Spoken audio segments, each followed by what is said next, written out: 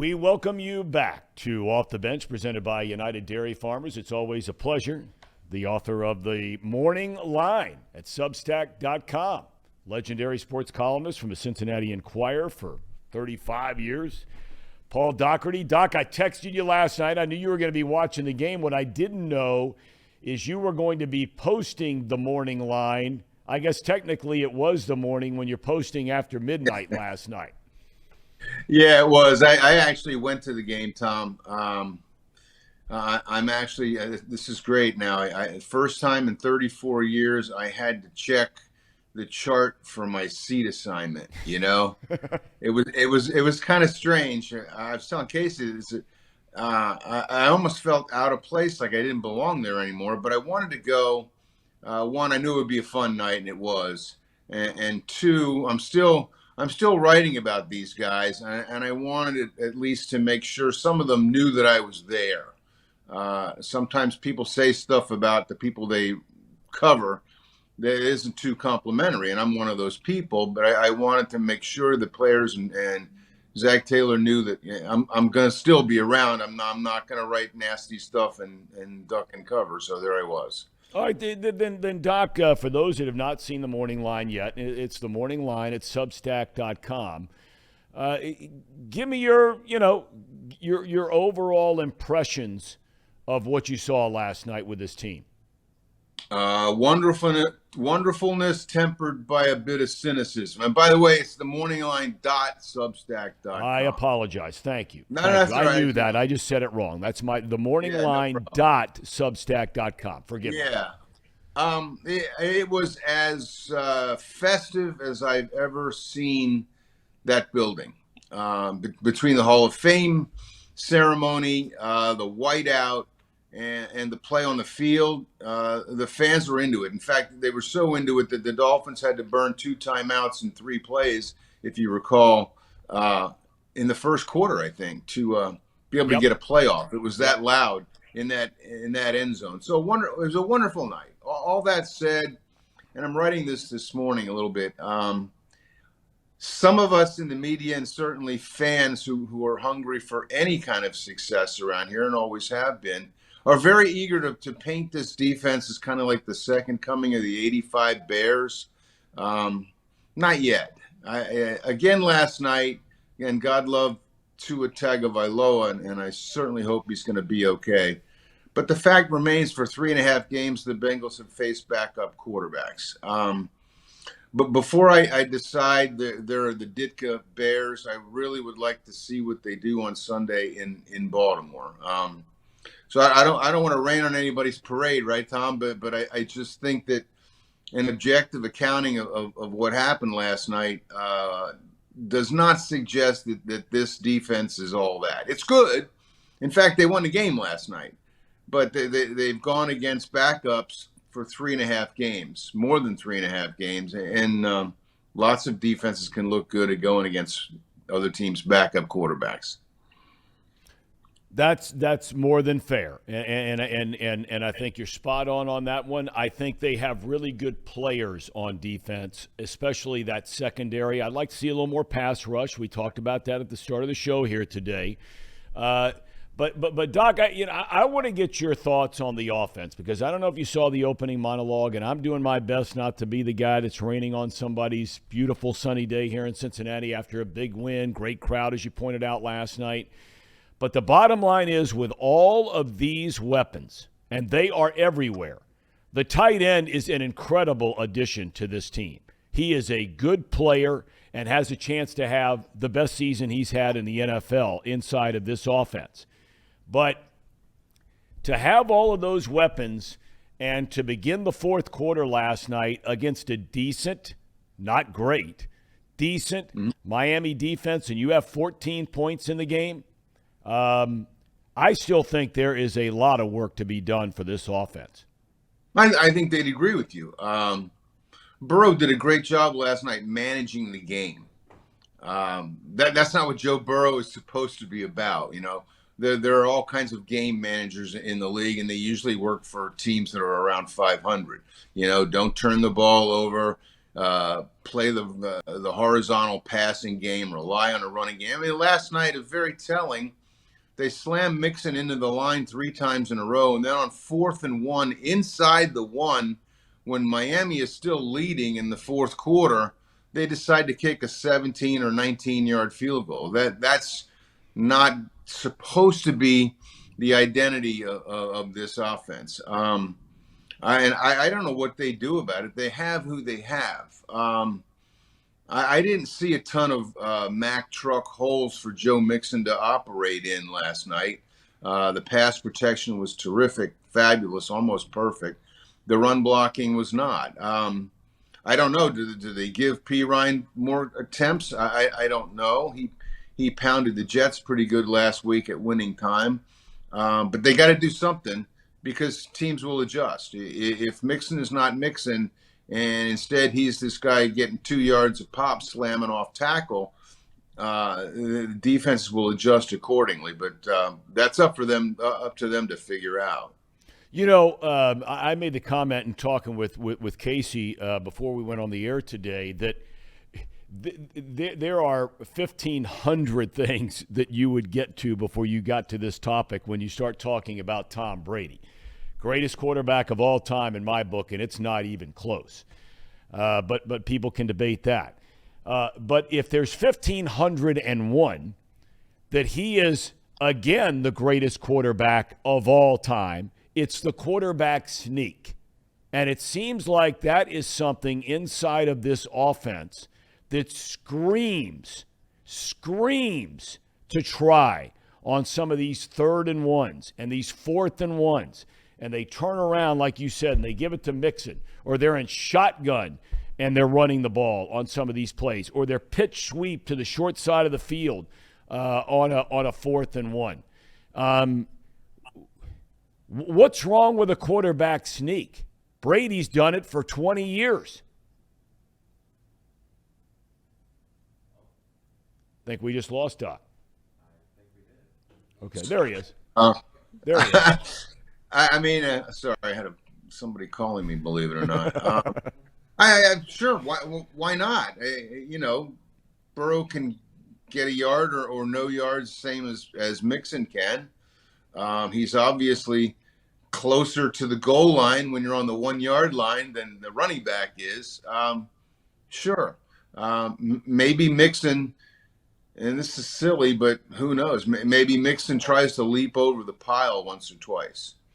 Get the ball and leap and cross the proverbial invisible plane instead of just running behind a lineman's butt. I don't know. I mean, again, I don't know either. But I mean, but if the other stuff's not working, it's worth trying something. And I just don't know. And Doc, you tell me.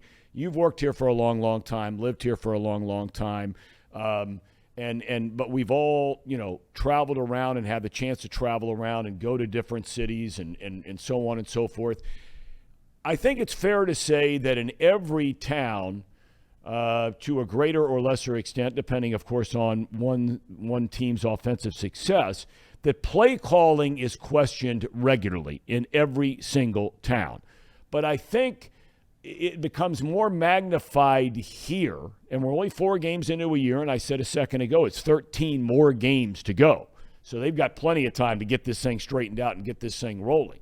But I think it's fair to question a lot of the play calling that has taken place with this offense through the first 4 weeks.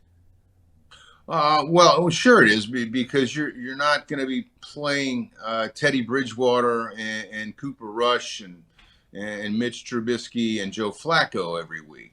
At some point, you're going to have to score to be able to beat a team. You can't rely on your defense to stop, Lamar Jackson or Patrick Mahomes or even Tom Brady. So I don't know. Other than running Mixon wide on 4th and a yard and making the decision to kick a field goal in that situation in the fourth quarter, I didn't have a huge problem with the playmaking. They desperately wanted, or play calling, they desperately wanted to get Joe Mixon going. And they did in the first drive, and that was great. To continue to try to pound him up the middle when he just isn't having any success with it is gonna at some point is gonna catch up to him. I want to talk to you a little bit, Doc, about the whole Tua thing. As you know, and we talked about it at the start of the show, the National Football League a number of years ago has put on the field and up in the press level independent neurologist. And, people that have no affiliation with either team, no favoritism toward either team. It's not like the Bengals have their guy and the Dolphins have their guy. These are independent guys to do fair evaluation of what's going on with a player who is injured, and especially head injuries, primarily, exclusively head injuries. The Tua video from last week, when his head slams on the ground, they say afterwards it was a back injury. And I have no reason to doubt them. In fact, the Dolphins said that he did not even go into concussion protocol leading up to the game this week. I think it's unfair, and you tell me if you agree. I think it's unfair for a lot of people right now to be accusing the Dolphins of hiding something out there as it pertains to Tua and a head injury from a week ago and whether or not he should have played this week. What are your thoughts on that? Well, sure. You're going to accuse a head coach of endangering not only the playing career of a quarterback, but the rest of his life. We know what happens with guys who get their heads knocked in too much. That said, Andrew Whitworth apparently said something pretty interesting on Amazon after the game. He said the players can cheat the test. They can fudge the test and be permitted to go back in the game. I don't know. All I know is what I see, and what I saw last week was a guy who got his head snapped back, and suddenly he has a back injury. Okay, I guess. And last night, I don't know about you, and I looked at it several times. I didn't think that hit was really excessive. I mean, it was sort of a typical quarterback gets sacked hit. It wasn't necessarily any more violent than anything else that goes on the field. It's stuff like that makes you skeptical, because we know that if you have a first concussion, you're much more likely to have a second. And as it progresses, it only gets worse. So when you see a guy leave the field on a gurney like that after a hit, then maybe you disagree with me, Tom. Let me know. That I didn't perceive as being all that violent. Certainly not as violent as the one last Sunday. It does give you cause for a little bit of skepticism. Look, I think you raising the point that Andrew Whitworth brought up last night, and who would know better than him? I mean, he's played forever. He was around before they started implementing a lot of that stuff. He has seen it now progress through that stuff. He has forgotten more than I'll ever know about it. My understanding is the way they basically run this thing, and maybe in the last 2 seasons since I've been out of covering the league week in and week out of broadcasting games, maybe they've tweaked this a little bit. My understanding is, and maybe he said something about this last night. You were at the game, so maybe you didn't hear it. But basically, they put guys through a questionnaire of some kind in training camp. And then they bring that back, those same series of questions, to have something to base it on, right? If a player incurs some kind of a head injury. So from that standpoint, and everybody's different, everybody's bodies are different, their minds are different, how they react to trauma is different. Maybe some guys are able, as he points out, to recall or beat the system by, when those same series of questions are asked again in a stressful, traumatic situation, recall, and there it is, and get back in there. Maybe. It's a little like memorizing the eye chart, right? Avoid getting glasses. It's EFPTOZ. Those are the first 6 I always remembered. And after that, maybe you struggle a little bit, but maybe you memorize it and they think your vision is great.